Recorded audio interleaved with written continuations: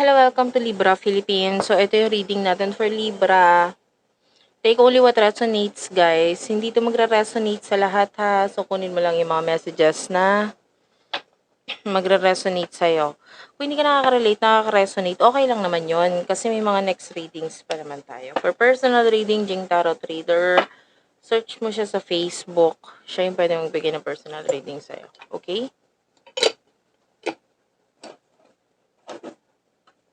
This is for Libra, Sun, Moon, Rising, Venus, Jupiter, Libras. Let's start your reading. Wait lang, guys. Yan. Anyway, medyo madilim tayo ngayon kasi medyo naiinitan ako sa ilaw sa mga ring light. Bale, 3 ring light kasi yun nasa akin dito. Pag binuksan ko naman, sobrang init. So, pasensyahan nyo na lang. Okay. So, ang mahalaga naman yung reading. Sana mag-comment ka ha, kahit po heart-heart lang, smileys. Ma-appreciate ko yan. Hindi nyo lang alam kung gano'n ninyo ako napapasaya kapag may mga nagko-comment sa akin. Kahit po heart-heart lang. Kasi nakikita ko talaga ay yung mga pangalan ninyo na sumusuporta. Ayan. Kasi yung mga nagla-like kasi hindi ko po yan makita eh. Yung mga nagla-like, nag-share. Hindi ko po yan nakikita. And also yung mga nagsusubscribe. So I don't know kung si YouTube ba ano ba yun? Number lang ba yun? Biglang dumadagdag na subscribers. But anyway, mas maganda kung magla-like ka talaga. Ay, magka-comment. Okay, so please do comment down below. Let's start your reading. Libra. For Libra, please, Spirit Guides, Angel Guides. 4 of Pentacles. 8 of Pentacles. The Tower. Wow. I don't know about you guys. Yung iba sa inyo, unti-unti na nauubos yung ipon. The Justice card. Yeah, this is you, Libra. The Fool. So, I don't know. Yung iba sa inyo, wala ka naman pakialam.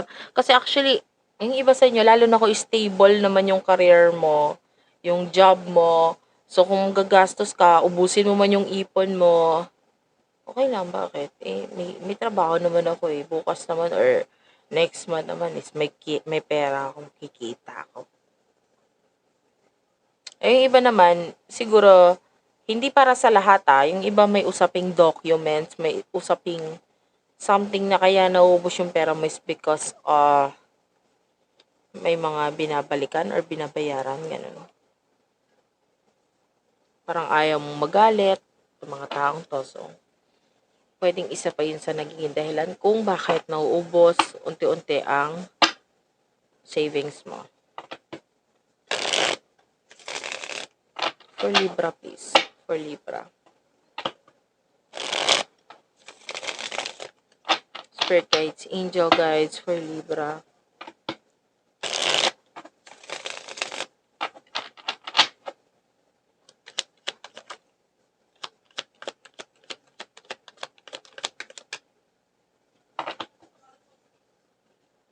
We do have here the Queen of Swords. Page of Pentacles. 4 of Wands.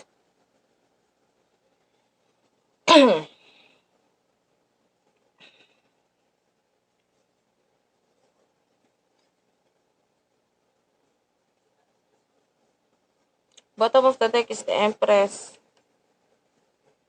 Judgment is here.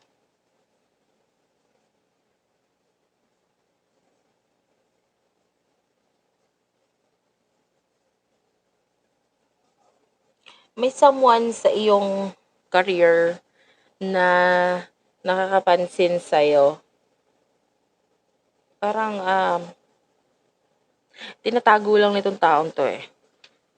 You appear as the Queen of Swords, so maybe wala kang pakialam or medyo madistant ka dito sa taong to, madistansya or parang maiwas. Maybe hindi mo kasi talaga alam kung ano yung meron, kung bakit masama ang tingin. Hindi mo masama, pero lagi kang tinitignan nitong taong to talaga.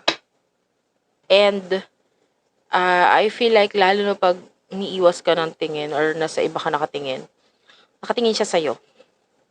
Okay, nakatingin siya sa'yo. And I don't know why, hindi ko alam. Alamin natin bakit tinitignan ka nitong taong 'to.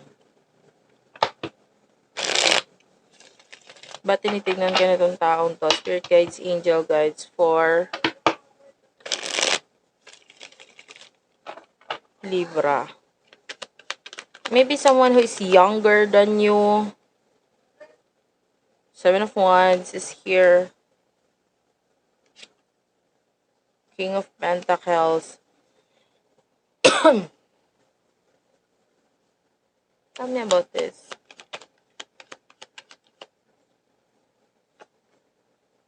The Hermit, Three of Cups.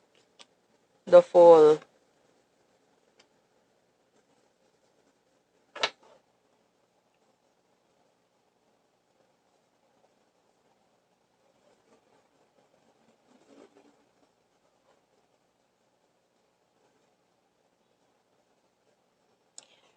Okay, I feel like itong person na ito may gusto siyang i-offer sa'yo. Maybe some kind of new beginning. Gusto niya mag-take ng risk. Pero tinatansya pa niya. What is the offer all about? Queen of Pentacles. And the Ace of Swords. Something na naiisipan niya na talaga. And maybe it has something to do with ikakadagdag ng pera mo, ng career mo.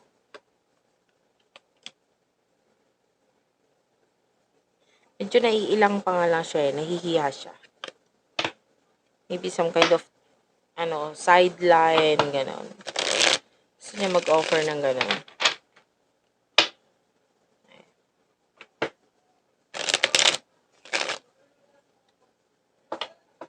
For Libra, messages for love para sa mga Libra.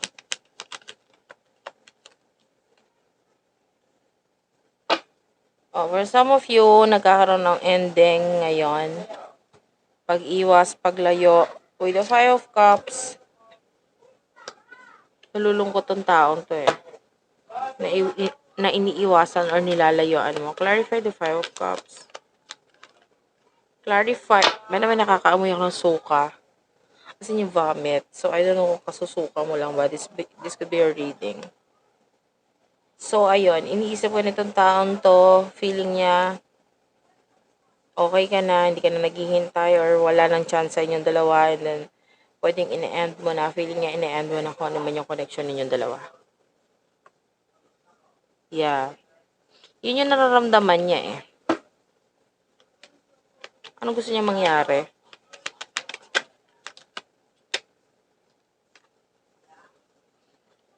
By the way, nakakaamoy ako ng gatas. This could be a reading. Gusto niya mangyari sa Ten of Swords matapos ang itong nagpapahirap, itong problema sa inyong dalawa.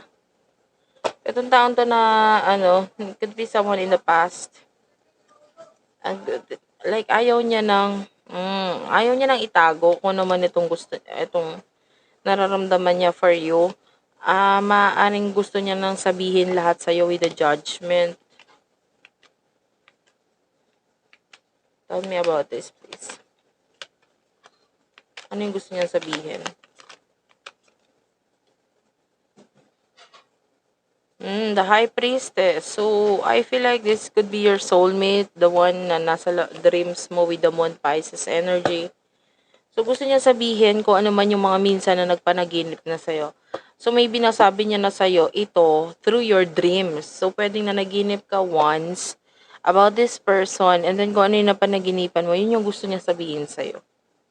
Maybe it has something to do with the feelings or emotions na talagang totoong nararamdaman niya para sa'yo.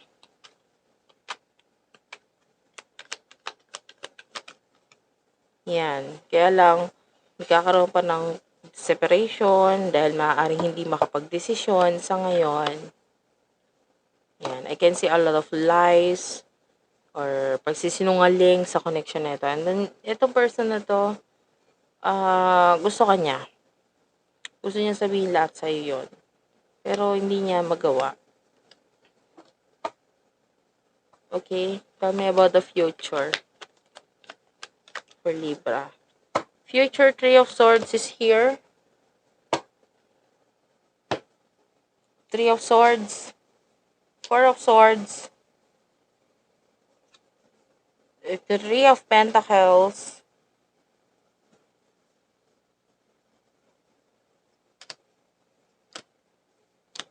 Nakita ako ng pag-iwas. Tsaka I feel like this is you na wala ka pakialam, wala kang ginagawa regarding sa connection mo with someone. And maybe the past person. Three of Pentacles, nakita tayo ng growth sa money in the near future para sa'yo. Tell me about this. What's with the Three of Pentacles? Oh, may improvement sa pera. Marami kang bibili or mabibili dito with the Six of Pentacles. The King of Swords. Yan. You deserve this. Kung ano man itong mga bibilin mo. It's like mga luho or what. Deserve mo yon, kaya mo gagawin yon. And also at the same time, the Seven of Cups, yan. Marami kang gustong mangyari. This is you dreaming about something. Yun nga, mga gustong pambilhin, non-stop. Masyadong shopaholic yun nakukuha natin dito with the Devil. You're being shopaholic in the near future. Actually, kailangan mo baguhin yon with the Wheel of Fortune. Kasi pwedeng dumami or medyo maging mahirap para sa'yo, lalo na kung may mga responsibilidad. Ayun. So, thank you for watching, guys. I love you all and bye-bye.